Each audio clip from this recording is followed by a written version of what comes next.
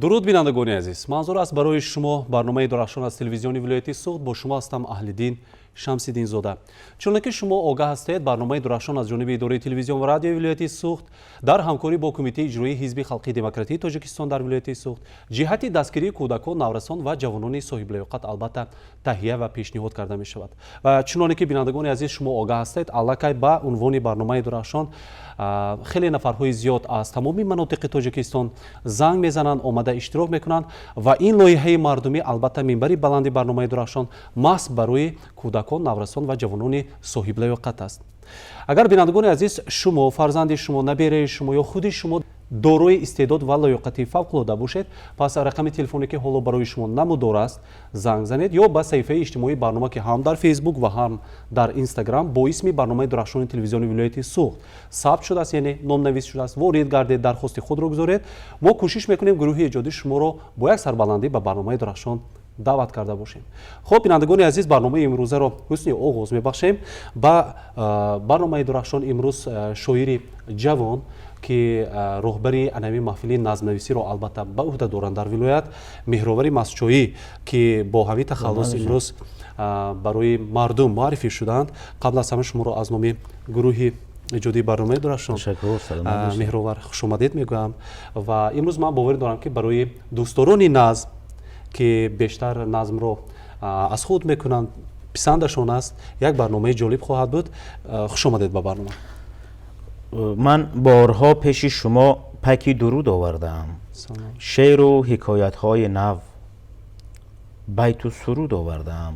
این بار هم همراهشان از ما پذیرایی کنید، پیش محبت هایتان سر را فرود آوردم.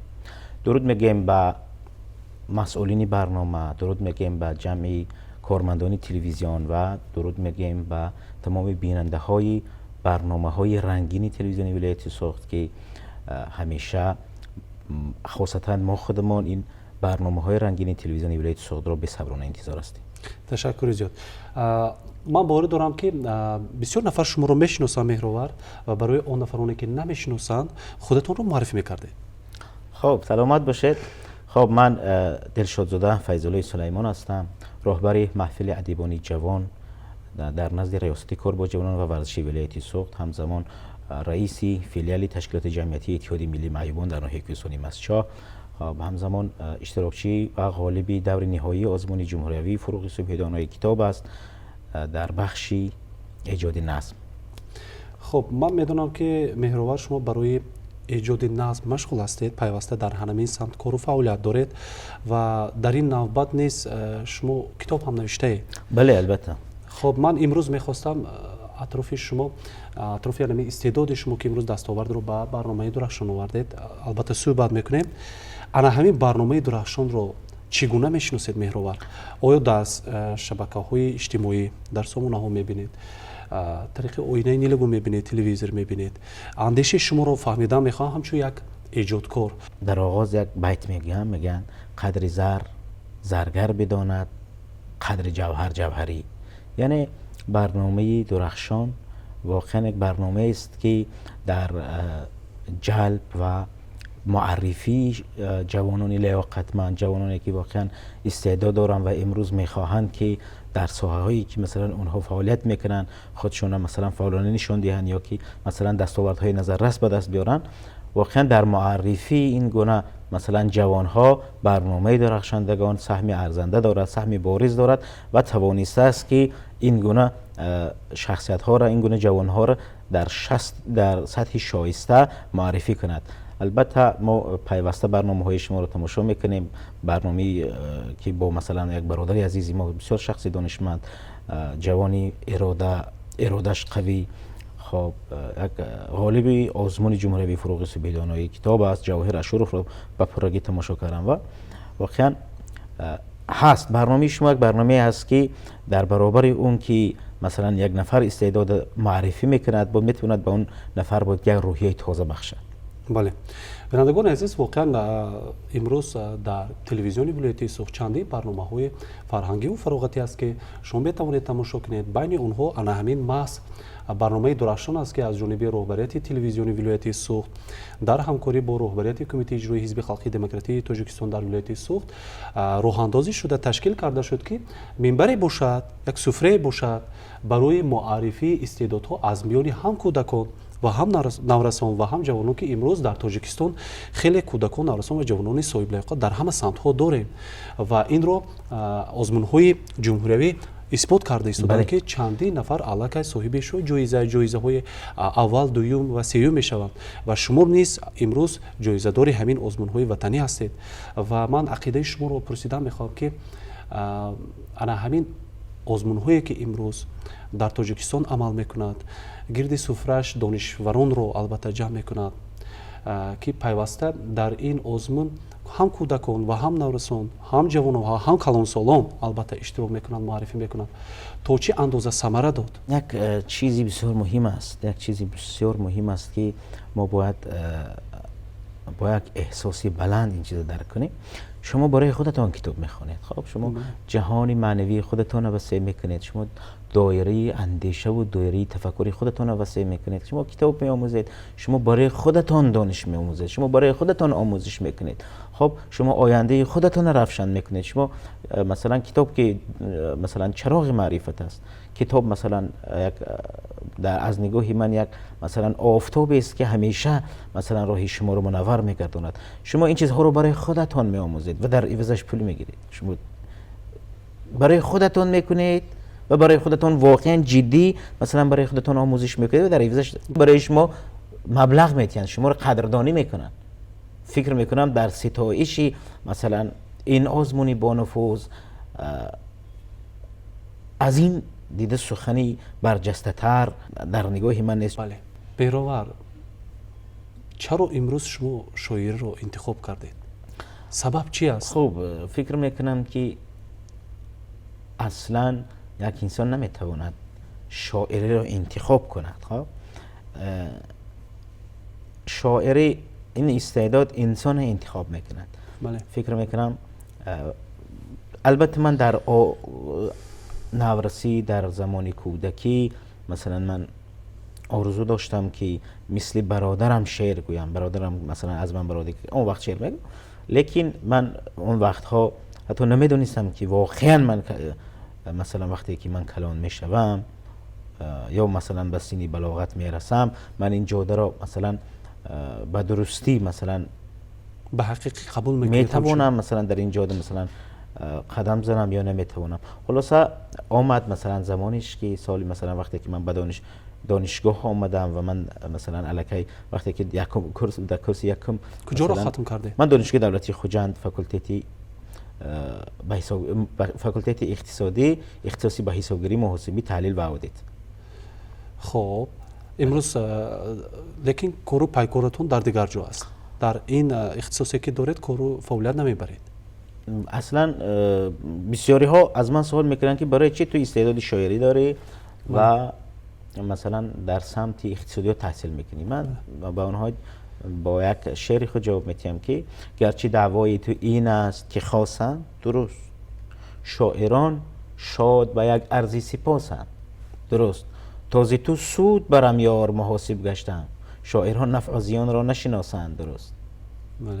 яъне барои он ки масалан имрӯз вазъи зиндагӣ масалан имрӯз ҳамқадамӣ масалан замон бошем масалан аз лиҳози масалан иқтисодӣ масалан бениёз бошем ё ки масалан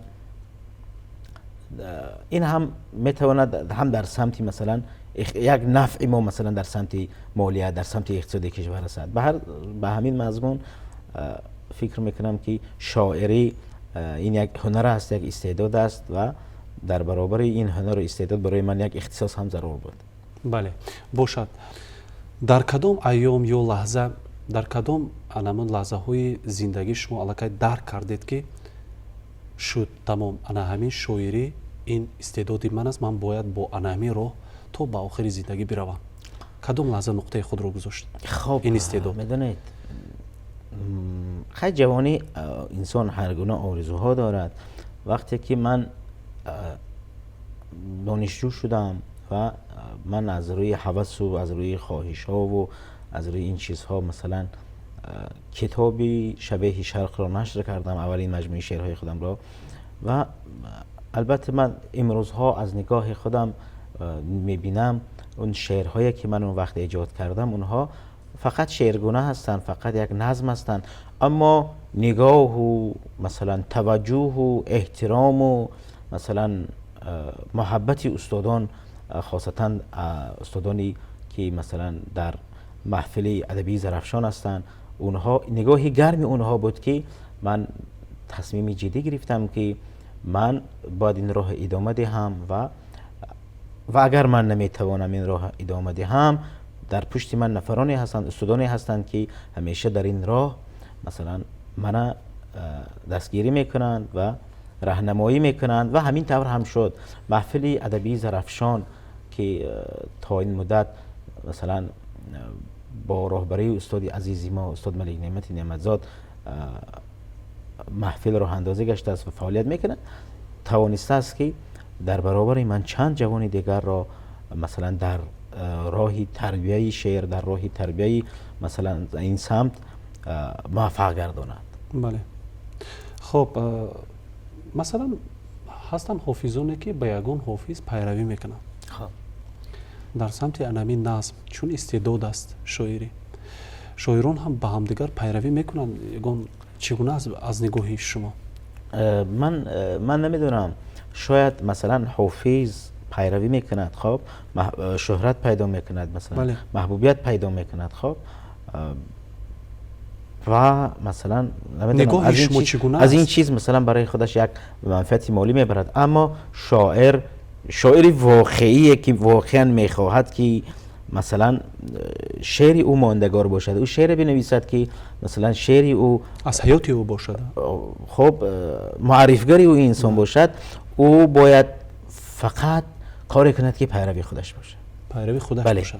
این شاعر همیشه باید خودساز باشد، شاعر باید نفری باشد که مثلا شعر او تواند که معرفگری خودی او باشد، شعر او مثلا دوام دهنده راهی کسی نباشد، لیکن میتواند دوستدار اون شاعر باشد. بله. من البته من مثلا از شاعران امروزی ما من همه شاعران رو قریب که مثلا میخوانم، شاعرشون رو دوست میدارم، لیکن از شاعران کلاسیک، از شاعران کلاسیک مثلا بیشتر میپسندید؟ من خیلی خیلی خیلی زیاد حافظ میخوانم، از شعر حافظ زیاد میخوانم. خب شعر بیدل میخوانم، شعر سعدی میخوانم، مثلا هلالی میخوانم، اما بیشتر به احساسهای من و به روح من و به اندیشه های من مثلا همین شعرهای حافظ درخورد میکنند که مثلا میتواند در هر جهت مثلا شعر حافظ فراگیر است و شعر حافظ مثلا انسان میتواند از یک جای به جای مثلا تحریک یک فلسفه بزرگ بله. دارد. بله. بله.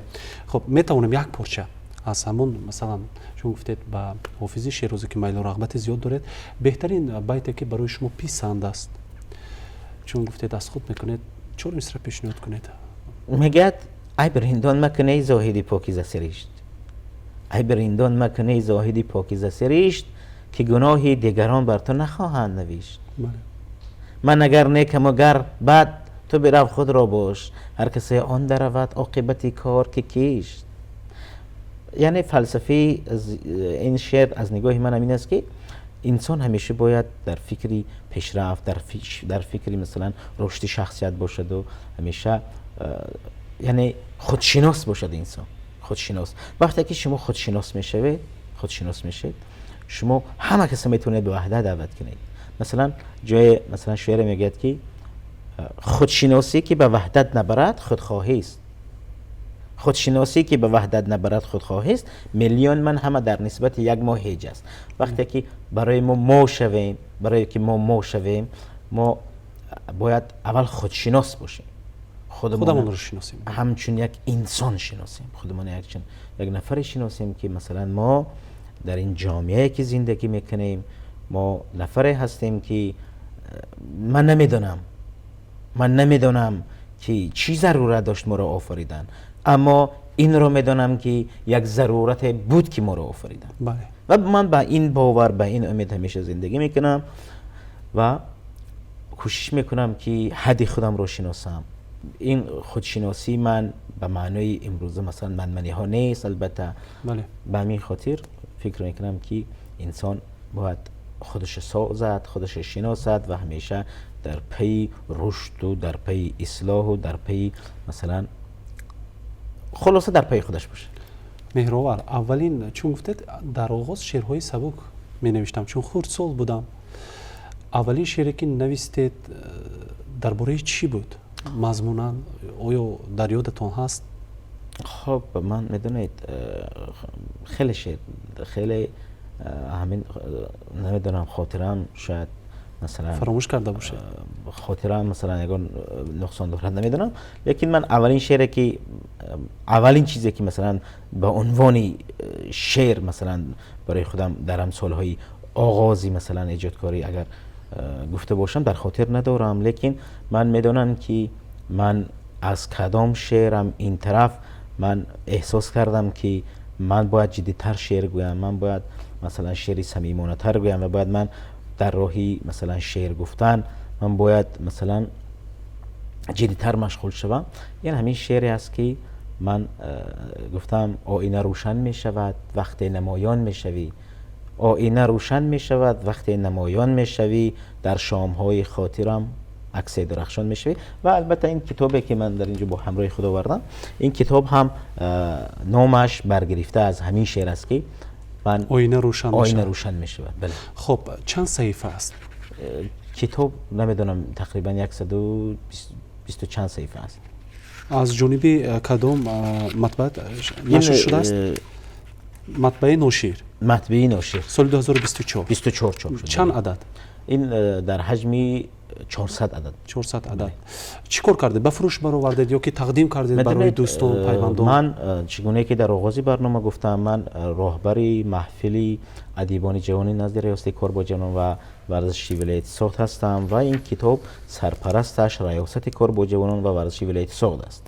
بله. خب البته ریاست کار با جوانان همیشه جوانانی ایجادکار، جوانانی لیاقتمند، خب خلاصه هر جوانی که مثلا با ریاست کار با جوانان مثلا میبیاید، اون جوان همیشه از طرف ریاست کار با جوانان دستگیری مییابد. چون من از سال 2021 و 2022 این طرف مثلا راهبری همین محفل به دوش دارم. در این مدت در ریاست کار با جوانان برای ما مثلا در برابر اون که مثلا بعضی کتاب‌های ما رو چاپ میکنند، برای ما امکان فراهم آورده است که ما توانیم مثلا برای خودمان برای جوانها مثلا لاگرهای آموزشی مثلا تشکیل کنیم یا چهاره‌بینی‌های فرهنگی، چهاره‌بینی‌های مثلا ادبی تشکیل کنیم. اینها همش البته با راهبری و با دستگیری‌های ریاست کار با جوانان است که ما همیشه از راهبریت ریاست کار با جوانان و از راهبریت حکومت ولایت، از راهبریت حکومت جمهوری تاجیکستان همیشه سپاسگزاریم. تشکر میگم. خب چقدرتر میرویم بس ساحه‌ای که انتخاب کردید، به استعدادی که شما انتخاب کردید مهرآور. من در این لحظه میخواستم درباره اسلوب شعرنویسی شما پرسم. مثلا کسی مینویسد شعر رو ایجاد میکند، باید به قلب هر یک انسان وارد شود و او رو کلاً نباشد هم اقلا 10% تغییر دهد. شما در اساس چی شعر می نویسید و چی میخواهید؟ میخواهید که شعرتون وقتی که مثلا تولید می شود به چاپ می برد، مردم قرائت میکنند، چی تاثیر رسانده باشد به خواننده؟ مقصد شما در ایجاد علمی نظم وقتی که میگیرن، اگر شما نانپز باشید نانتون رو میگیرن خورن، چی باید باشند؟ سیر از چی؟ یک چیز است، یک چیز بسیار مهم است که وقتی که شما در بازار سودا میکنید، خب وقتی که شما در بازار سودا میکنید، شما تربوز فروش باشید، اگر خریدار همه خریدار نمیباید از شما تربوز خرید. خب بله. وقتی که شما در بازار مثلا سوداگر هستید و نوعهای مثلا همون محصولاتی که شما فروش میگذارید اگر همونها رو گوناگون کنید، شما میتوانید مثلا هم خریداری سه پیدا کنید. خب یعنی که محصولات یک نبود نباشد. هم خریدار شما میتواند از شما زردآلو خرد، خب هم خریدار شما میتواند از شما آلوچه خرد یا دیگه خرد. بله. بله. اگر مثلا دایره مثلا موضوعی شما چقدر که زیاد باشد، مثلا شما از درد مثلا وقتی که شما یک نفر شاعر عشق سرا میشه، به شعر شما فقط اون نفره که توجه میکنن که اونها دلداده هستن. بله. اونها مثلا یک نفر نظم میبینن و اون همون گپ های دلشون در شعر شما میبینن. شعر چیزی هست که یک با عمق دل انسان، با نقطه حساس ترین انسان تاثیر میکنه. شعر ما هم ما کوشش میکنیم که مثلا موضوعهای رو در بر گیرد که اون موضوعهای فراگیر باشن، مثلا موضوعهای عشق، وطن، مادر، پدر، مثلا موضوعهای اجتماعی، موضوعهای مثلا وضع روزگار امروزی مردم، مثلا از برد، از باخت، از کمبودی، از پیشرفت. بله. این چیزهای هجوی هم می نویسید؟ البته چیزهای هجوی هم داریم. چیزهای مثلا هست که عموما شعر از یعنی که در موضوعهای گوناگون شعر از زندگی مردم میگیرید یا از زندگی خودتون میگیرید. اگر از زندگی خودتون شعر گرفتید، شعر دوباره برای خودتون میدهید. بله. اگر از زندگی مردم شعر گرفتید، شعر دوباره برای مردم میدهید. نمین است. خب بعضا نفرها یگان واقعه رو میبینن، در همون لحظه فرض کردیم یگان پیرمرد رو از راه میگذراند یگان جوان، همون لحظه ها رو میبینن، الهامش رو میاره، شعر ایجاد میکنن. در نوبت شما چگونه است آمد الهام؟ البته من برای شما دو تا شعر میخوانم که من بداهتا این شعرها رو نوشتم و این البته یک ذوق و یک طبع خاص داشتن ضرور است برای شاعر که در همین لحظه ها. خب ما یک گروهی کاری بودیم، به دوشنبه سفر میکردیم. خب راه همون وقت سیل زده بود، راه فقط یک راه بود. بله.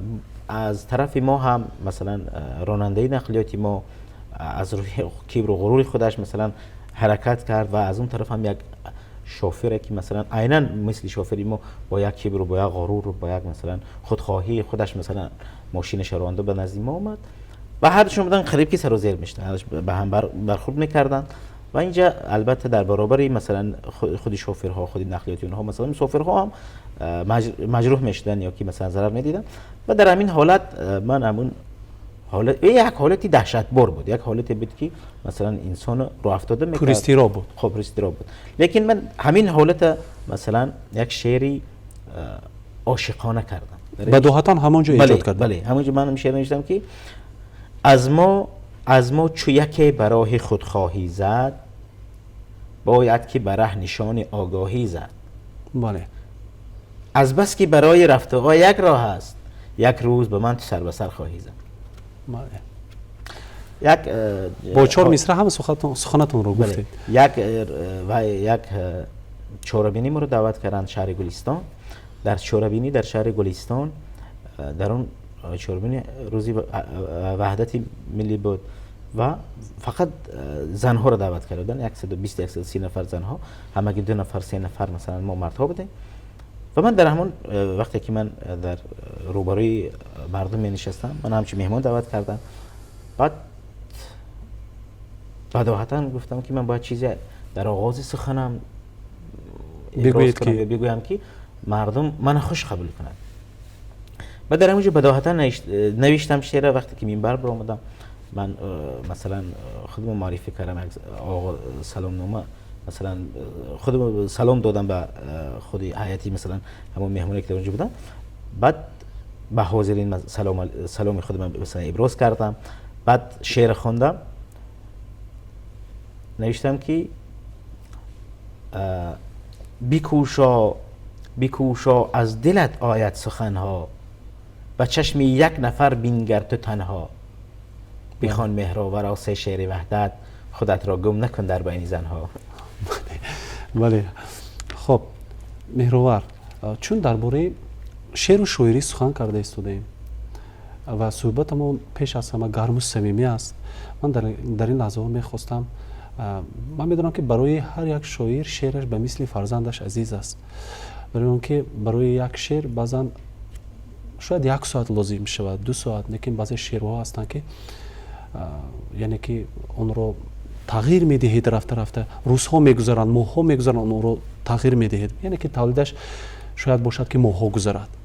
شاید من این چیز رو نمیدونم، شاعران میدونم، شاید همین گونه باشد.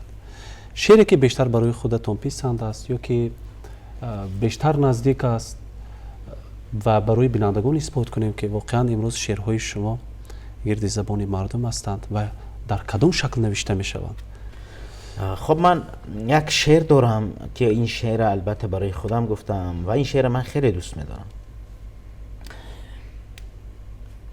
ای کاش که خوش نظر بلندت بینم، ای کاش که خوش نظر بلندت بینم، پیشی همه در نظر بلندت بینم. کاشا نرسد به این همه وصف تو را، آن روز که من نظر بلندت بینم. فلسفه خیلی بزرگ دارد. بسیار همیشه من هر قریب که هر لحظه که مثلا من به آینه نگاه میکنم، من خودم به خودم میگم که مهربانی عزیز، مردم اگر تو را احترام میکنند، تو هم اگر خواهی که مردم احترام کنی، در برابر اون مردم تو خودت احترام کن. تو خودت احترام کن، چون که مردم تو را احترام میکنن. وقتی که تو خودت احترام میکنی، تو میتوانی که مردم احترام کنی. یعنی که میتونه همه انسان همین گونه باشه. بله. بله. چون گفتید امروز شاعران زیاد رو البته قرائت میکنید، وصف میکنید، از اون شعرهایشان برای خودتون یک چیز میگیرید؟ البته مثلا نگاه کنید، یک شاعر مثلا میگوید که سبزه بالای کوه از آب دریا فارغ است، به نوایان را خدا رزق هوایی میدهد. خب و همین مضمون مثلا شما باید نگویید. همین گپی که همین آدم همین گونه گفت، شما باید این گپ نگویید. شما به خاطر که شما همین گپ نگویید، شما باید چیکار کنید؟ شما باید آموزید که همین گپ یگان کس گفته است یا نگفته است. بله. یا مثلا یک نفر دیگه در همین موضوع همین گپ گفته است که به دیگه همین مضمون به دیگر مثلا طرز ifade گفته است که رزق را روزی رسان پر میدهد، به مگس هرگز نماند عنکبوت. بله. یعنی یک شاعر مثلا به این شعر میگه، یک شاعر شما کوشش بکنید همین سخن به یک شیوه دیگری خودتون میگی. بله. مثلا در مورد جوانی، در مورد مثلا محبت دیگه، این چیزهایی است که کوشش میکند شاعر باید حرف بزند که به یک نفر دیگه مانند باشد. وقتی که شما یک حرف میگویید که مثلا اون سخن الکی برای بیننده آشنا است، خب اون بیننده برای اون شعر شما برای شنونده الکی چیزی نو نیست و شعر شما برخورد درست نمیکنه. هر یک شاعر دایره فلسفوی خود رو دارد. بله. از نگاه شما، از نگاه شاعری شما، تاجیکستان برای شما چی است؟ تاجیکستان برای من هستی است. تاجیکستان برای من بیشتر از جسم من، بیشتر از جان من برای من ارزش دارد. میدونید روح اگر در مثلا تن اگر قرار باشد و زندگی کند، جسم و روح اینا هر در وطن آرام هستند. اینا هر در تاجیکستان من همین گونه برای خودم مثلا میدونم که اینها مثلا بالاتر از جسم و جان من قرار دارن. بله. این تاجیکستان بالاتر از جسم و جان من قرار داره. چون اگر مثلا جای شما، زندگی شما امن نباشد، شما یک مثلا برای گفتن این سخنها فقط باید یک بیت درک کنیم. میگه که امیری به وطن زار و حقیر است، گدا گر در وطن میرد امیر است. باور کنید اینقدر فلسفه چخور دارد. گرچه شاه باشد هم اگر وطن نداشته باشد و فقیر و ناتوان است، لیکن در خاک وطن اگر جان دهد، در وطن گدا اگر در وطن خودش میرد شاه است. فقط این چیزها را درک کردن. فقط درک کردن در کار و ارزشی این بزرگی ها را دونستن در. بینید امروز якчанд шохаҳое ҳаст ки масалан истеъдодҳо масалан касбиятҳо ҳаст ки дар раванди худашон имрӯз сулҳу ваҳдат истиқлоли тоҷикистонро истиқлоли меҳан ки имрӯз бинед бо заҳмату талошҳои пешвои миллати тоҷикон президенти ҷумҳурии тоҷикистон муҳтарам эмомалӣ раҳмон 35 сола мешавад. яъне ки имрӯз мардуми тоҷик бо чеҳраи хандон бо дастархони пурфайз муҳимтар аз ҳама ватани тинҷу ором осмони софи беғубор инқадар зиндагӣ шоиста дорем. ҳар як касбу ташкилоту идораҳо дар самти худашон истиқлолу ваҳдатро талқин мекунанд, ба мардум мефаҳмонанд.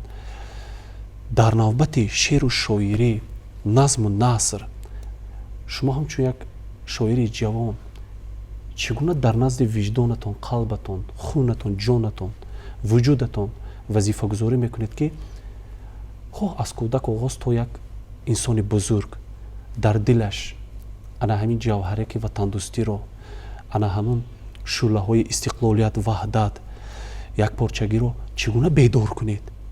чӣ мақсад доред? чигуна онҳо мисалан шоирон метавонанд дар ана ҳамин самт яъне ҳиссаи худашонро гузоранд? میدونید شما اگر خواهید که مثلا من یک نفره باشم که شما میخواهید، خب یک نفر انسانی باشم که مثلا شما میخواهید که من همون گونه انسان باشم، یک انسانی باشم که مثلا چگونه که مثلا شما میخواهید مثلا من با آداب باشم، خب شما میخواهید که من مثلا سر و لباس زیبا داشته باشم، شما میخواهید که من مثلا ماشین داشته باشم یا چیز دیگه. اگر شما این چیز در من میخواهید، شما در من میخواهید و در خودتان این چیز نباشه، چیزی نمیشه، هیچ چیز تغییر نمییابد. بله. لیکن وقتی که شما در برابر اون که با سخنهاتون، با حرفاتون، با اندیشه هاتون مثلا میخواهید یک در حیات من، در زندگی من مثلا یک تغییرات وارد کنید، شما باید اول خودتون همین گونه شوید. شما همین گونه. وقتی که شما میخواهید که یک نفر برای استقلالیت دعوت کنید، یک نفر برای جان فدایی برای مثلا دولت و برای ملت و برای ارزش های مثلا امروز و برای ارزش های مقدس مثلا یک نفر شما میخواهید راهنمایی کنید، خودتون نمونه عبرت باشید. خودتون باید جان فدای این صاحب باشید، جان فدای این مثلا کسب باشید.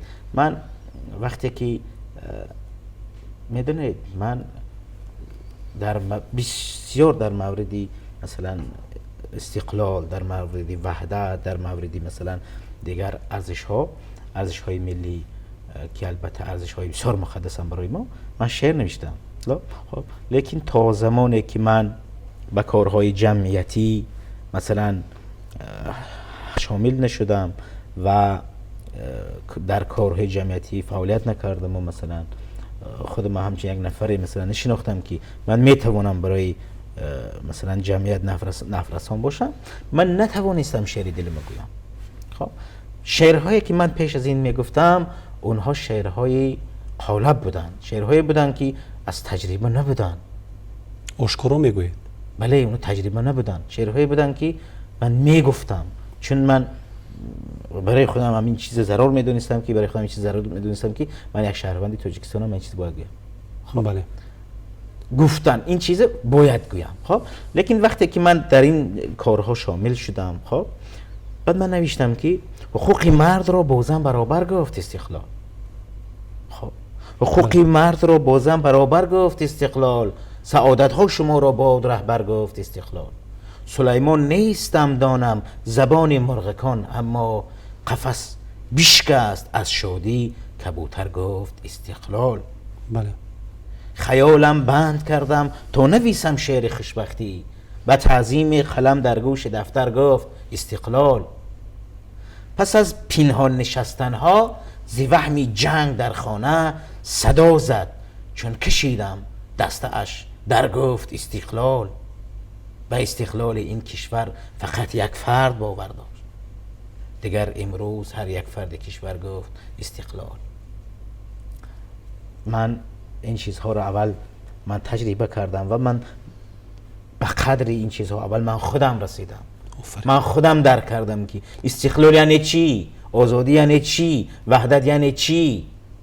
بعداً شعر گفتم و یک نفره گفتم که تو بیانه این استقلال این است، استقلال این ارزش ها رو دارد. خب اینجا همزمان میروار میبینم چندین دستاورد خود رو آوردید، سپاسنامه، جایزه ها که این البته در آزمون اشتراک کردید بینندگان عزیز. و همین امروز با از روی حجت دلشادزاده فیض‌الله، لیکن با تخلصی بیشتر میشناسند در کتاب مهروری مسجوی. خب بینندگان عزیز ببینید ماس همین دیپلم سال 2022 در آزمون جمهوریوی فروغ سویدانایی کتاب است. البته تقدیم قهرمان برنامه ما گردیدند و انا همین فروغ برای شما چی داد؟ فروغ برای من بسیاری دستاوردها ما آغازش یعنی مثلا پایه همین دستاوردهای من آزمون فروغ بود. بله. یعنی شما رو کشاد کلا. بله، یعنی فروغ مثلا من معرفی کرد، من مثلا امیدم به خودم باز بیشتر کرد، باورم به خودم بیشتر کرد و به من در همونجا به خودم که یک مقصد گذاشتم که اگر گویی که میتونم برم میکوش میتونم. بله. اگر گویی که نتوانم میتونم یا قدم برنه که بتوانی، اگر گویی که نتوانم برم بینشین که نتوانی. همزمان اینجا شهادتنامه ها رو با خود آوردید. این شهادتنامه ها برای گیرنده استیپندی رئیس ولایت در سال تحصیلی 2024 نه 24 25. بله 24 25. خب آفرین احسن. و همزمان باز یک دیپلم دیگر، این دیپلم جایزه کمیته کار با جوانان در سمت ادبیات شناسی. سال چند؟ سال 2023. آفرین احسن. بیروار من از صحبت امروزمون خیلی لذت بردم. شما تشکر. چی گرفتید؟ من چی گرفتم البته این برای من است. بله. من سریعان می اندیشم که من چی داده توانستم. بله. و من بسیار امید دارم که این برنامه ها مثلا از این برنامه ها یک نفره می تواند مثلا شاید این برنامه رو مثلا 10,000 کس، 20,000 کس، 30,000 کس یا زیادتر از این بینند. اما اگر برنامه ما تواند نحو رسان برای یک نفر باشد، من فکر میکنم که امروز من توانستم که رسالت مهرواری من به جا بیارم. آفرین. پیش کی یا برای کی عرض سپاس میگوید؟ من برای همه تشکر میگم. من برای هر نفره که مثلا مهرآور میگوید و احترام میکند و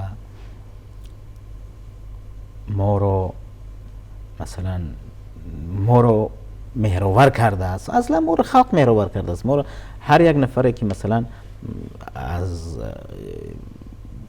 خانه خود مثلا به کوچه میبره، در کوچه مثلا یک نفر دو نفر وی میشناسد، باید در برابر اون که شما مثلا خودتون زحمت کشیدید، لیکن وی هم شما رو به خاطر استعدادتون به خاطر هنرتون وی شما رو احترام میکنه. بله. اصلا وی آدم من فکر میکنم وظیفه دار نیست. بله. لیکن احترام میکنه و این یک شرط انسانی است و باید برای اون تشکر گفت. به همه بیننده های برنامه شما تشکر میگوییم، به مسئولین برنامه شما تشکر میگوییم و باز مهمتر از همه به اساسگزار صلح و وحدت ملی تشکر میگوییم که برای ما وطنی تنج، برای ما وطنی آباد، برای ما شرایط های خوب و شرایط های بسیار ارزشمند را سازگار و مساعد را فراهم آوردن که ما تا بتوانیم آسوده در فضای تنجی و امانی زندگی کنیم و هر آرزویی که دلمان دارد، هر مثلا مقصدی که ما داریم، با اون مقصد و با اون آرزوی خودمان برسیم. تشکر زیاد. خب من باور دارم که امروز از صحبتی که آرستیم، برنامه‌ای که آماده کردیم، чандин дӯстдорони назм барои худашон лаззат гирифтанд. чун гуфтед агар як нафар ба нафъи худ ягон чизро қабул карда бошад, худро чӣ меҳисобем? Сарфароз. саломат бошед. хуб, ман низ аз номи роҳбарияти идораи телевизион ва радиои вилояти Суғд, гурӯҳи эҷодии барномаи Дурахшон ҷиҳати иштирокатон саломат бошед. арзи сипос баён мекунам ва орзу мекунем ки чун шиёр аст қаламатон сабз бошад. зинда бошед. бисёр обод ташаккур. бошед. бинандагони азиз, чун мегӯянд барои инсоният дар рӯи замин неъмати бебаҳо ин саломатӣ аст. худ ва наздикони худро эҳтиёт кунед. хайр.